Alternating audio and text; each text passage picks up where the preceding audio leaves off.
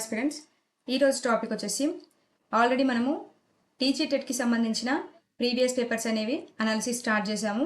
So అందులో భాగంగా మనం మ్యాథ్స్ బిట్స్ అనేవి పార్ట్ 1 వీడియో అనేది పెట్టాను.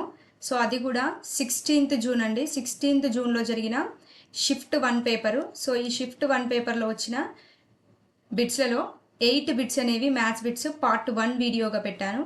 సో ఈరోజు వీడియో వచ్చేసి పార్ట్ 2 వీడియో అండి. సో ఇందులో కూడా మనం మిగతా 8 బిట్స్ అనేవి కంప్లీట్ చేద్దాము. సో వీడియోలోకి వెళ్ళే ముందు తప్పకుండా వీడియోని లైక్ చేయండి అండ్ కుదిరితే హై పాయింట్స్ కూడా ఇవ్వడానికి ట్రై చేయండి. సో నెక్స్ట్ బిట్ చూడండి, a = 9 ఇచ్చాడు. సో ఇక్కడ మళ్ళీ a+√a ఇచ్చేసి a/3 అని ఇచ్చాడు. ఇచ్చేసి దాని వాల్యూ ఎంత అవుతుంది అని అడిగాడు.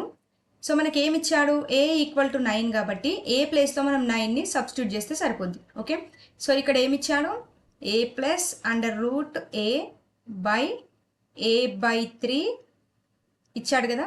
సో దీని ప్లేస్లో అంటే a ప్లేస్లో మనం 9ని సబ్స్టిట్యూట్ చేయాలి. సో a అంటే 9 కదా, 9 ప్లస్ అండర్ రూట్ a ప్లేస్లో 9ఏ కదా మనం చేయాల్సింది, 9/a అంటే 9 కదా, 9/3. ఓకే, సో చూడండి ఇక్కడ క్యాన్సిల్ అవుతుంది కదండి 3తో 9 అనేది, 3 1 = 3, 3 3 = 9. ఓకే, మళ్ళీ ఇక్కడ చూడండి అండర్ రూట్ 9 ఉంది. సో మనం 9 ఏమని రాసుకోవచ్చు చెప్పండి, 3 స్క్వేర్గా రాసుకోవచ్చు కదా. 3 స్క్వేర్గా రాస్తే ఏమవుతుంది, స్క్వేర్ రూట్ అనేది క్యాన్సిల్ అయిపోతుంది కదా.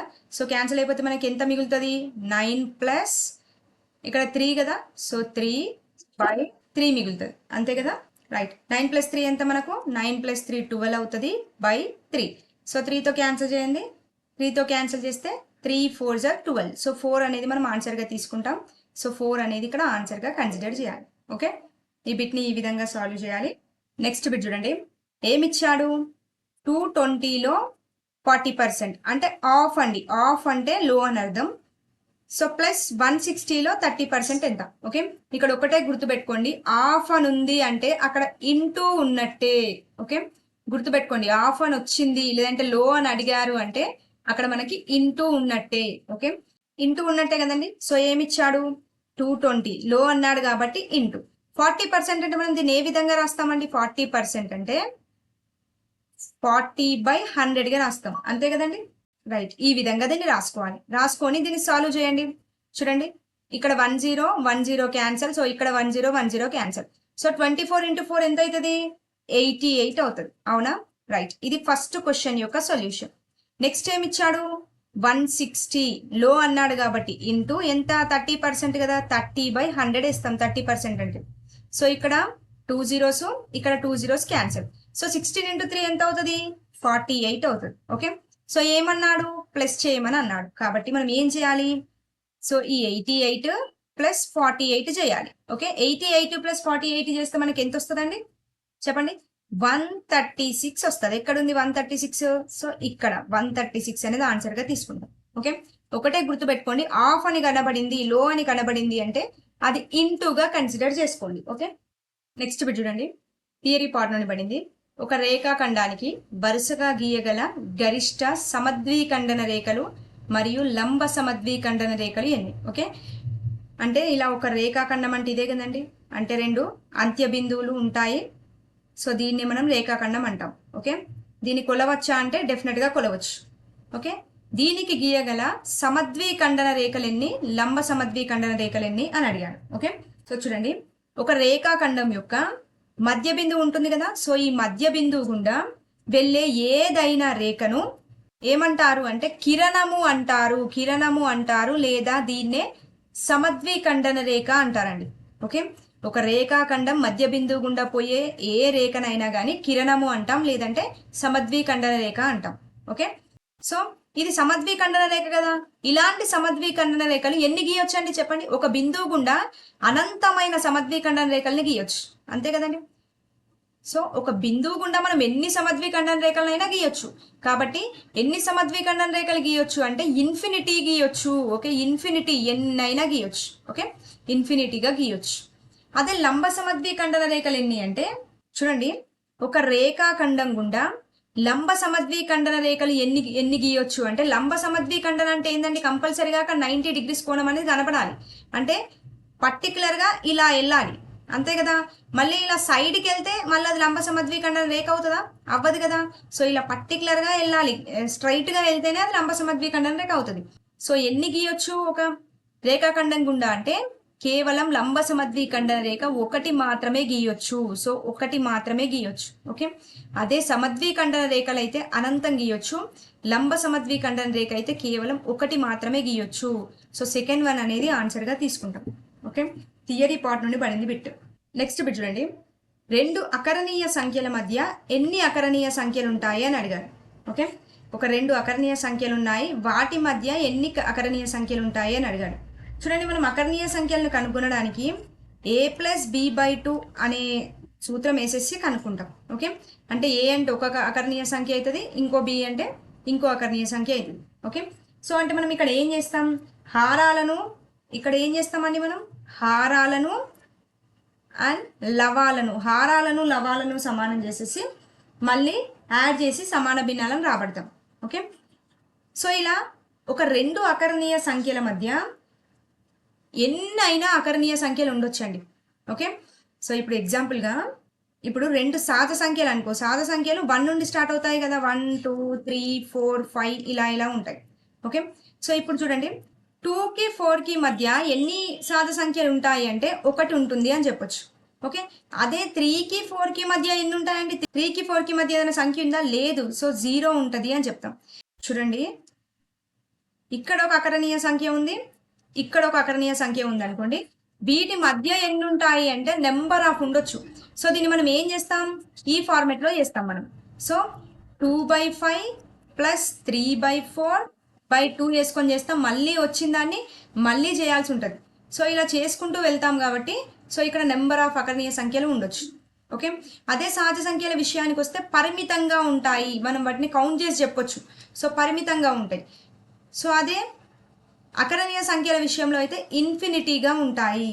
ఓకే, ఇన్ఫినిటీగా ఉంటాయని గుర్తుపెట్టుకోండి. నెక్స్ట్ బిట్, 12 గంటల్లో సెకండ్ల సంఖ్య ఇన్ని రోజుల్లోని నిమిషాల సంఖ్యకు సమానం. ఓకే, 12 గంటల్లో ఎన్ని సెకండ్లు ఉంటాయి ఫస్ట్ కనుక్కోవాలి. ఓకే, కనుక్కున్న తర్వాత అవి ఎన్ని రోజుల్లో నిమిషాల సంఖ్యకు సమానం అని అడిగాడు. ఓకే, సో 12 గంటల్లో సెకండ్ల సంఖ్యను కనుక్కోవాలి అంటే ఫస్ట్ ఒక్క గంటకు కనుక్కుందాం. ఓకే, ఒక్క గంటకి చెప్పండి, మనకు సెకండ్లలో కావాలి కదా, 12 గంటలు సెకండ్లలో కావాలి కాబట్టి ఒక్క గంటకి ఎన్ని నిమిషాలండి, ఒక్క గంటకి 60 నిమిషాలు. ఓకే, ఒక నిమిషానికి ఎన్ని సెకండ్లు, ఒక నిమిషానికి 60 సెకండ్లు. ఓకే, ఒక గంటకు 60 నిమిషాలు, దీన్ని సెకండ్లలోకి మార్చాలి కాబట్టి మళ్ళీ 60 చేసుకుంటాం.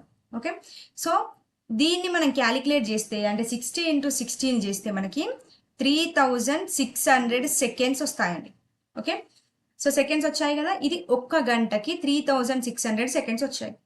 సో ఎన్ని గంటలకి మనకు కావాల్సింది, 12 గంటలకు కావాలి. ఒక్క గంటకి సెకండ్లు కనుక్కున్నాం, సో వీటిని 12 గంటలకు చేయాలి కదా, కాబట్టి ఏం చేస్తాం, 3600 × 12 అవర్స్ చేస్తే మనకి ఎంత వస్తుంది, క్యాలిక్యులేట్ చేయండి. సో 43,200 సెకండ్స్ వస్తాయండి. ఓకే, సో ఇవి 12 గంటలు, 12 గంటల్లో సెకండ్ల సంఖ్య 43,200 వస్తాయి. ఓకే, సో ఏమన్నాడు, ఇన్ని రోజులు అంటే ఎన్ని రోజుల్లోని నిమిషాల సంఖ్యకు సమానం అన్నాడు. ఓకే, ఎన్ని రోజుల్లోని నిమిషాల సంఖ్యకు సమానం అన్నాడు. సో ఒక రోజులో ఎన్ని నిమిషాలు ఉంటాయి ఫస్ట్ కనుక్కోండి, ఒక రోజులో ఎన్ని నిమిషాలు ఉంటాయండి. చూడండి, ఇప్పుడు ఒక్క గంటకి 60 నిమిషాలు ఉంటాయి, అంతే కదండి, ఒక్క గంటకి 60 నిమిషాలు. ఓకే, సో మినిట్స్ ఉంటాయి. సో వీటిని ఒక రోజుకు కనుక్కుందాం మనం. ఒక రోజు అంటే 24 అవర్సే కదా, 24 అవర్స్ × 60 మినిట్స్. ఓకే, అంటే ఇది మనం క్యాలిక్యులేట్ చేస్తే మనకి ఏమొస్తుంది, ఒక్క రోజులోని నిమిషాల సంఖ్య వస్తుంది. ఓకే, ఒక రోజులోని నిమిషాల సంఖ్య 1440. ఓకే, 1440 మినిట్స్ అనేవి వస్తాయి. ఓకే, ఎన్ని రోజుల్లో నిమిషాల సంఖ్య అన్నాడు కదా, సో ఒక్క రోజులో మనకి ఉండే నిమిషాలు 1440 వస్తాయి. ఓకే, సో ఇది ఒక్క రోజు. మనకిప్పుడు ఎన్ని రోజుల్లో నిమిషాల సంఖ్యకు సమానం అన్నాడు కదండి. సో మనకు ఆల్రెడీ ఇక్కడ సెకండ్స్ చూస్తే 43,200 వచ్చింది. ఓకే, ఒక్క రోజులో నిమిషాలు ఎన్ని వచ్చాయి, 1440 వచ్చాయి. ఓకే, సో ఇప్పుడు మనం త్రో ఆప్షన్స్ ద్వారా వెళ్తే ఈజీగా ఉంటుంది. ఓకే. సో ఇప్పుడు మనకు 1440 మినిట్స్ వచ్చాయి కదా, 1440 మినిట్స్ అనేవి ఇక్కడ మనకు ఇచ్చిన ఆప్షన్స్లో దేన్ని క్యాలిక్యులేట్ చేస్తే మనకు ఈ 43,200 వస్తే మనకు అదే ఆన్సర్గా కన్సిడర్ చేస్తాం. ఓకే, ఇది ఈజీ వే. చూడండి, 1440 ఇంటూ 36 చేయండి, రాదు. 1440 ఇంటూ 20 చేయండి, రాదు. 1440 ఇంటూ 30 చేయండి. 1440 ఇంటూ 30 చేస్తే మనకి 43,200 వస్తుంది. ఓకే, సో ఈ 43,200 సెకండ్స్ అనేది కరెక్ట్గా తీసుకుంటాం. అంటే ఈ 1440 మినిట్స్ ఒక రోజులో ఉండే 1440 మినిట్స్ ఉంది కదా, సో అంటే ఇవి 30 డేస్కి 43,200 అవుతాయి. అంటే 12 గంటల్లో సెకండ్ల సంఖ్య అనేది 30 రోజుల్లోని నిమిషాల సంఖ్యకు సమానంగా తీసుకుంటాం. ఓకే, ఇక్కడ కాన్సెప్ట్ ఏంటి అంటే గంటల్లో ఉన్నదాన్ని నిమిషాల్లోకి, నిమిషాల్లో ఉన్నదాన్ని సెకండ్లలోకి మార్చుకొని చేయాలి. ఓకే, అంత క్వశ్చన్ అర్థం కాకపోతే త్రో ఆప్షన్స్ ద్వారా వెళ్తే ఈజీగా ఐడెంటిఫై చేయొచ్చండి. ఓకే, అర్థమైందని అనుకుంటున్నాను. నెక్స్ట్ చూడండి, ఒక దీర్ఘ చతురస్రం యొక్క పొడవిచ్చాడు అండ్ చుట్టుకొలత 60 సెంటీమీటర్స్గా ఉన్న చతురస్ర భుజం పొడవుకు 2 రెట్లు అండి. ఓకే, ఆ దీర్ఘ చతురస్రం వెడల్పు 15 సెంటీమీటర్లు అయితే దీర్ఘ చతురస్ర వైశాల్యము ఆ చతురస్ర వైశాల్యం కంటే ఎంత ఎక్కువ అని అడిగాడు. ఓకే, సో ఇక్కడ 2 మనం చేయాలి. చూడండి, ఏమిచ్చాడు క్లారిటీగా ఒకసారి చూడండి, క్లారిటీగా చూస్తేనే క్వశ్చన్ అనేది అర్థమవుతుంది. సో దీర్ఘ చతురస్రం ఇచ్చాడు, అదేవిధంగా చతురస్రం అన్నాడు. ఓకే, సో దీర్ఘ చతురస్రం యొక్క పొడవు అంట. ఓకే, దీర్ఘ చతురస్రం యొక్క పొడవు అంటే ఇదే కదండి, సో దీన్నే కదా పొడవు అంటారు. పొడవు చుట్టుకొలత 60 సెంటీమీటర్లుగా ఉన్న చతురస్ర భుజం పొడవుకు, అంటే చుట్టుకొలత దేని చుట్టుకొలత ఇచ్చాడు? చతురస్రం యొక్క చుట్టుకొలత. ఓకే, ఈ చతురస్రం యొక్క చుట్టుకొలత ఎంత ఇచ్చాడు? చతురస్రం యొక్క చుట్టుకొలత 60 సెంటీమీటర్స్ ఇచ్చాడు. 60 సెంటీమీటర్స్గా ఉన్న భుజం పొడవుకు 2 రెట్లు, అంటే దీని భుజం పొడవుకు ఇక్కడ ఇచ్చాడు కదా, దీర్ఘ చతురస్రం యొక్క పొడవు అనేది 2 రెట్లుగా ఉంటుంది. సో మనం ఏం చేయాలి, ఇక్కడ ఆల్రెడీ చతురస్రం యొక్క చుట్టుకొలత ఇచ్చాడు, సో దీని నుంచి ఒక భుజం పొడవు కనుక్కోవాలి మనం. ఓకే, ఏ విధంగా కనుక్కుంటాం భుజం పొడవు? చెప్పండి, ఈ 4 భుజాలు కలిపితేనే మనకు 60 వస్తుంది. కాబట్టి మనకి ఒక్క భుజం పొడవు కావాలి అంటే 60/4 కదండి. 60/4 చేస్తే అంటే 4 భుజాలు 1 2 3 4 ఈ 4 భుజాలని కలిపితేనే మనకు 60. ఇప్పుడు మనం ఒక్క భుజం పొడవు కావాలి అంటే 60/4 ఈ 4 భుజాలను తీసుకొని మనం డివైడెడ్ చేస్తే మనకు వస్తుంది కదా ఒక్క భుజం పొడవు. ఎంత అవుతుంది? 15 వస్తుంది. ఓకే, అంటే ఒక్క భుజం పొడవు 15, అంటే ఇది 15 ఉంటుంది, ఇది 15 ఉంటుంది, ఇది 15 ఉంటుంది, ఇది 15 ఉంటుంది. ఓకే, సో ఇప్పుడు అర్థమైంది కదా. 15 ఈ ఒక్క భుజం పొడవుకు 2 రెట్లుగా ఉంటుంది. ఏంటి? దీర్ఘ చతురస్రం యొక్క పొడవు 2 రెట్లు. సో 15 వచ్చిందంటే 2 రెట్లు అంటే మనం ఎంత ఇస్తాం? 15 × 2 చేస్తేనే కదా 2 రెట్లు అవుతుంది. సో 15 × 2 ఎంత? 30. సో 30 అవుతుంది. ఏంటి? దీర్ఘ చతురస్రం పొడవు అనేది 30 అవుతుంది. ఓకే, క్వశ్చన్ని బట్టి మనం ఇక్కడ ఆన్సర్ని మనం క్రియేట్ చేయాలి. ఓకే, సో 2 రెట్లు వేసాం కదా. నెక్స్ట్ ఏంటి? ఆ దీర్ఘ చతురస్రం యొక్క వెడల్పు ఇచ్చాడు. వెడల్పు ఎంత అన్నాడు? 15 సెంటీమీటర్స్ అన్నాడు. ఓకే, సో దీర్ఘ చతురస్ర వైశాల్యం కనుగొనండి. ఇప్పుడు దీర్ఘ చతురస్రం యొక్క వైశాల్యాన్ని మనం ఏ విధంగా కనుక్కుంటాం చెప్పండి? దీర్ఘ చతురస్ర వైశాల్యం యొక్క సూత్రం ఏంటి? L × B కదా. సో L × B ఎంత? 15 × 30 కదా. L అంటే 15, సారీ B అంటే 30. సో 15 × 30 ఎంత అవుతుందండి? సో 15 × 30 చేస్తే మనకి 450 వస్తుంది. ఓకే, సో ఇది దీర్ఘ చతురస్రం యొక్క వైశాల్యం. ఓకే, మళ్ళీ ఏమన్నాడు? చతురస్ర వైశాల్యం కంటే ఎంత ఎక్కువ అన్నాడు. సో మనం చతురస్ర వైశాల్యం కూడా కనుక్కోవాలి కదా. చతురస్ర వైశాల్యానికి సూత్రం ఏంటి? A². ఓకే, ఏ ఎంత ఇచ్చాడు? 15 ఇచ్చాడు, కాబట్టి 15². 15² అంటే ఎంత అవుతుంది మనకు? 225 అవుతుంది. ఓకే, సో ఇప్పుడు చూడండి ఎంత ఎక్కువ? చతురస్రం కంటే ఎంత ఎక్కువ అన్నాడు. సో తీసేయాలి, తీసేసి వస్తుంది కదా. సో దీర్ఘ చతురస్రంది 450 మైనస్ చతురస్రంది 225 ఈక్వల్ టు ఎంత వస్తుంది మనకు? తీసేస్తే 225 అనేది వస్తుంది. ఓకే, ఎక్కడుంది? సో ఫస్ట్ ఆప్షన్ 225 అనేది ఆన్సర్గా తీసుకుంటాం. ఓకే, క్వశ్చన్లోనే ఆన్సర్ ఉంటుంది. సో మనం ఫస్ట్ క్వశ్చన్ని క్లారిటీగా సాల్వ్ చేసుకుంటూ వెళ్తే ఈజీగా ఆన్సర్ని ఐడెంటిఫై చేయొచ్చు. ఓకే, ఇది నెక్స్ట్ బిట్. 13,215ను 12తో మరియు 14,226ను 14తో భాగిస్తే వచ్చే శేషాల మొత్తం ఎంత? ఎంత ఈజీ బిట్ అండి. చూడండి, 13,215ని ఏం చేయమన్నాడు, 12తో భాగించాలి. ఓకే, నెక్స్ట్ 14,226ని ఏమన్నాడు, 14తో భాగించాలి. ఓకే, భాగించిన తర్వాత మనకు శేషం వస్తుంది కదా, ఆ శేషాల మొత్తం ఎంత అని అడిగాడు. ఓకే, సో దీన్ని మనం ఏం చేయాలి, డివైడెడ్ చేస్తే సరిపోద్ది. ఓకే, చాలా ఈజీ బిట్టు, ఎవరైనా చేయగలుగుతారు. సో దీనిపైన మనం అంత ఎక్కువగా టైం స్పెండ్ చేయాల్సిన అవసరం కూడా లేదు.